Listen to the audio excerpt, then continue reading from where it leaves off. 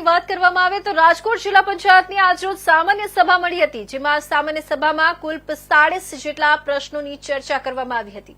સામાન્ય સભામાં ચેકડેમો, રોડ, રસ્તાઓ અને પ્રાથમિક સ્કૂલોના જર્જરિત ઓરડાના પ્રશ્નો મહત્વના રહ્યા હતા। પ્રાથમિક સ્કૂલોના જર્જરિત ઓરડાઓમાં બાળકોને ન બેસવા સામાન્ય સભાના હોદ્દેદારો દ્વારા અધિકારીઓને સૂચના આપવામાં આવી હતી।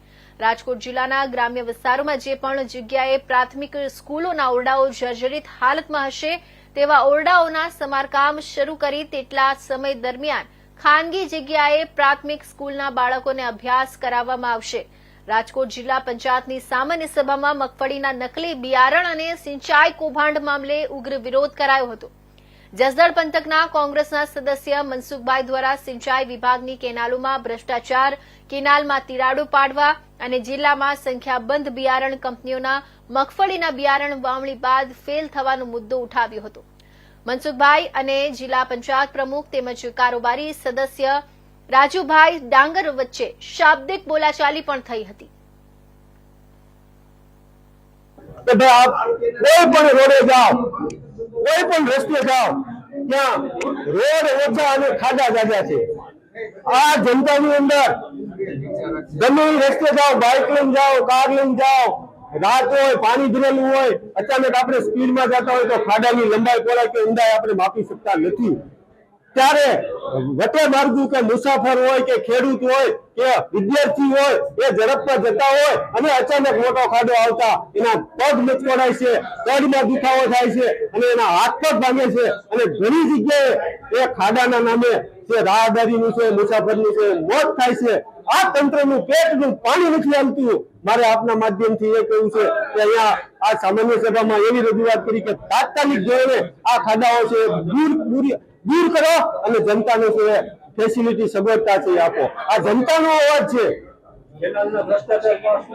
જસદણ તાલુકાની અંદર નાની સિંચાઈ યોજનામાં કેનાલના પાળા રિપેરિંગના પાળા નવા બાંધવા માટેના 17 કામને મંજૂરી આપવામાં આવેલી છે, જેમાં અંદાજે 55 કરોડ રૂપિયા ફાળવવામાં સરકાર શ્રી દ્વારા આવેલા છે। જેમાં અમે જે તે સમયે તંત્રનું ધ્યાન દોરતા તંત્ર તાત્કાલિક ધોરણે ત્યાં ગયા અને તંત્રએ આ 17 કામમાં 7 કામને નોટિસ આપી છે। એનો મતલબ સીધો એવો થાય કે ત્યાં મોટા પાયે ભ્રષ્ટાચાર થયેલો છે। એટલે કે 7 કામ એવા છે જેને તંત્રએ નોટિસ આપી છે। તો હું આપના માધ્યમથી અને ડીડીઓ સાહેબને મેં એવી રજૂઆત કરી છે કે આખા જિલ્લાની અંદર આ કામની તપાસ કરવામાં આવે તો હું ચોક્કસથી કહું છું કે એ જગ્યાએ ખોટું થયું છે અને થયું છે। એમાં રાણીપર ગામ છે, આદિયા ગામ છે, આલમસાગર જસદણનું ડેમ છે, પછી વિછિયાના 3 ગામના કામ છે।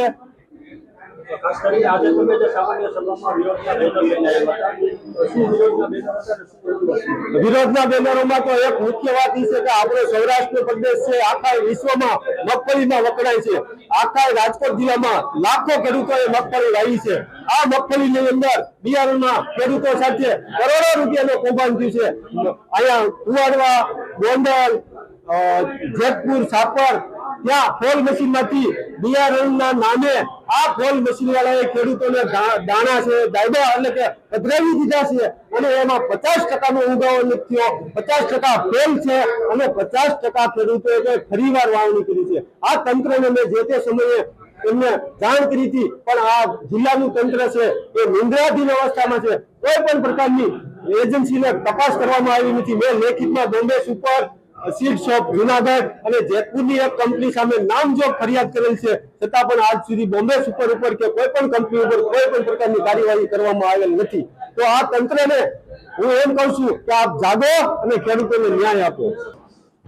આજે ખાસ સામાન્ય સભામાં 101 થી 45 પ્રશ્નો હતા અને વધારે ચેક ડેમો, રસ્તાઓ, એના શિક્ષણમાં જે ઓરડાઓ ખરાબ થઈ ગયા હોય કે કોઈ બાળકોને ક્યાંય અકસ્માત ન થાય તેના માટેના બધા પ્રશ્નો લીધા હતા।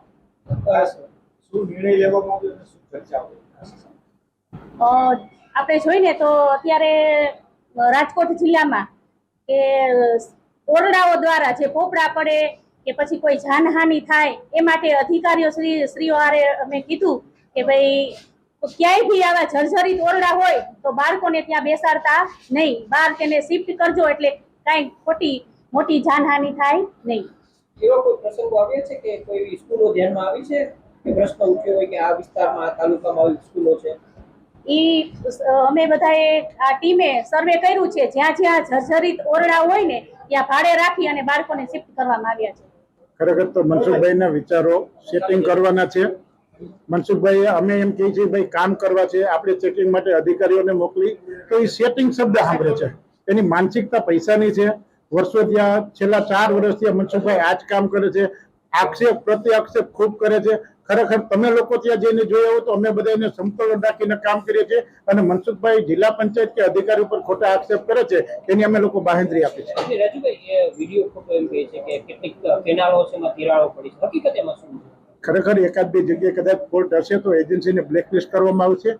અમારા અધિકારી જે સિંચાઈના છે એ ત્યાં જઈ અને સર્વે કરશે. તે પછીની કાર્યવાહી અમે ડીડીઓ સાહેબને કહી અને જરૂરી કાર્યવાહી આગળ કરશું. રાજુભાઈ, ખાસ બિયારણને લઈને એક મોટો ઇસ્યુ.